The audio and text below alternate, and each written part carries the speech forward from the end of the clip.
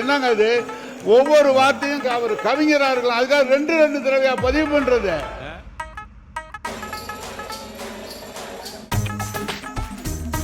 ஏங்க ஒரு ரெண்டு வரியா பதிவு பண்ணா எத்தனை மணிக்கு இது முடிக்கிறது? அமைச்சர்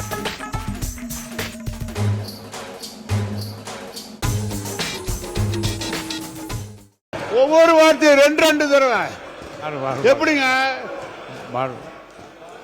அமைச்சர் நீங்க ஏங்க ஒரு ரெண்டு வரியா பதிவு பண்ணா எத்தனை மணிக்கு இது முடிக்கிறது? அமைச்சர் பொதுவாக மானிய கோரிக்கை முன்பு ஒரு அறிமுக உரையை அவர் கொடுப்பாங்க எல்லா அமைச்சர்களும். இன்னைக்கு காலையில அண்ணன் நேரு அண்ணன் அவருடைய பேச்சு நான் எழுதி வச்சிருக்கேன். 4 நிமிடம் 10 செகண்ட் அவருடைய தலைவரை பத்தியும் அவருடைய சட்டமன்ற தலைவரை பத்தி மட்டும்தான் பேசுனீங்க. மானிய கோரிக்கை பத்தி நீங்க பேசவே இல்லை. அதாவது ஒரு உறுப்பினர் துணைத் தலைவரா இருக்கிற நீங்க ஒரு மானிய கோரிக்கை பத்தி பேசும்போது 4 நிமிஷம் 10 செகண்ட் சொல்லும் போது ஒரு அமைச்சர் 59 வருஷ கனவை அவர் சொல்லிட்டு இருக்காரு. அது திமுக பத்தி அவர் எதுவுமே பேசல, திட்டவும் இல்ல. இது அவருடைய உரிமை.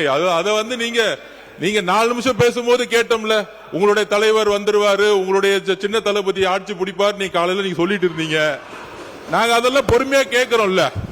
அப்ப அமைச்சருடைய கனவையும் கேளுங்க. 59 வருஷம் கனவு அது நீங்க கொடுக்கல. எங்க தலைவர் அவங்களுக்கான அதிகாரத்தை கொடுத்து ஒரு ஆட்சி உருவாக்கி இருக்காரு.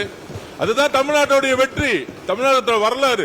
திமுக 75 வருஷமா யாருக்கும் அதிகாரம் கொடுக்கல. நாங்கள் ஜனநாயக பூர்வமா எங்க தலைவர் எல்லாரையும் அதிகாரத்துக்கு கொண்டு வந்திருக்கார். இதுதான் பெரிய மாற்றம். அதை சொல்லிட்டு இருக்கட்டும், இல்ல என்ன தவறு?